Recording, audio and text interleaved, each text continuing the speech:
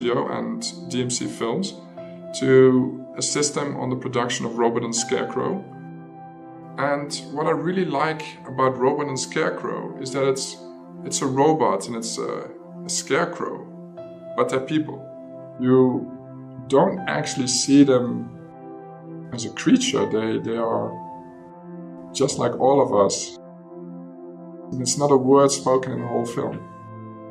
Holliday and Jack's performance was all about their expression. Therefore, from a 3D point of view, we had this massive challenge. It's going to be so much in the eyes. We need to get those eyes right. We need to get that twinkle in the eye, and the performance of the actors helped a lot with that, because you can obviously match their performance. But because it is 3D, you still have that extra layer of challenge that eye just needs to look believable.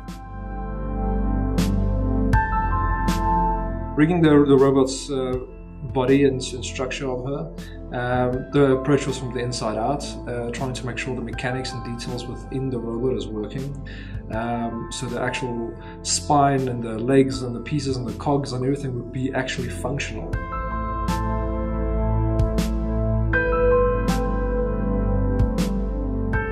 With the Scarecrow rig, we had a more organic approach. We built a custom muscle system to actually drive the individual pieces as a collective.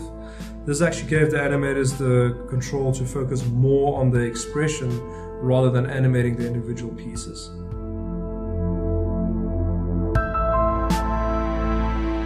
Kibwe's vision was to film the actors, and we take that performance and we replace the face and the body of the robot with a CG component.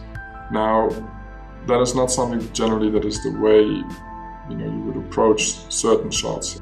For the majority of the shots, we're actually matching performance, which was great from an editing point of view, because you had performances to edit to. It was in a way great to get the emotion in the film from the word go, and it gave, obviously from an animation point of view, a great reference plate. But it was also quite a big challenge from a compositing and rendering lighting point of view to some extent.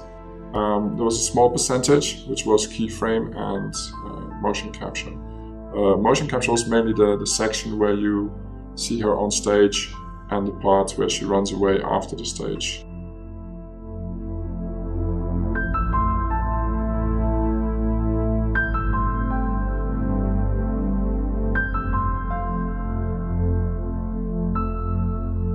Regarding facial match moving, we actually had a 3D scan of the performer, and it definitely assisted us a lot in getting the best results we could get.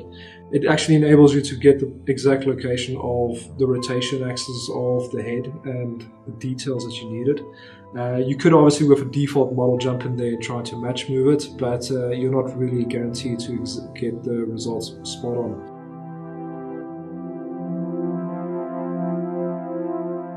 We had to write a fair amount of scripts to keep the pipeline flowing. We've already got quite a robust pipeline, but for this project, because it was kind of a mini feature film, we had to really address this in a less commercial and more feature kind of way. Chocolate Tribe being in South Africa and obviously the production team being in the UK, one of our biggest challenges was really to make sure that we keep in constant communication.